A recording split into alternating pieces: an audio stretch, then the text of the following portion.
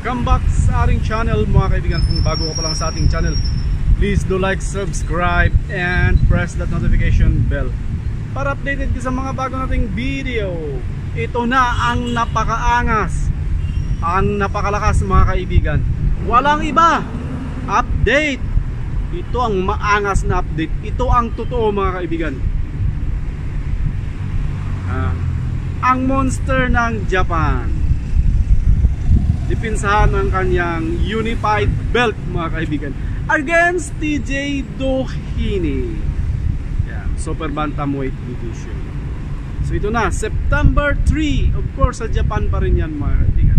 So nakita natin na knockdown na si Inoue on the first round nung naglaban sila ni Pantera Neri. So ma-figure out kaya ng team ni TJ Doheny kung paano talunin o patulugin itong si Naoya Inoue mga kaibigan.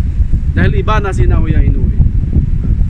Pag nakaramdam siya ng sakit at saka pag lumutang siya mga kaibigan o na starstruck dahil tinamaan, hindi siya yung tipo ng boxer na nawawala sa focus, hindi lalo siyang na-focus at lalo siyang nagiging alerto at iniiba niya yung kanyang fighting style.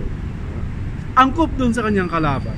So magandang laban na naman ito sa September mga kaibigan. So September to remember. Dahil ang kinatatakutan ng lahat, wala nang kakalaban sa kanya. So hanggang ngayon, ang angas ng Pinas, wala pa ring laban.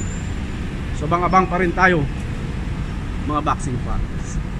Abangan natin at saka panoorin itong undisputed fight between Naoya Inoue and TJ Doheny mga kaibigan. So yan lang muna for now ang ating bagong video. Thank you so much for watching and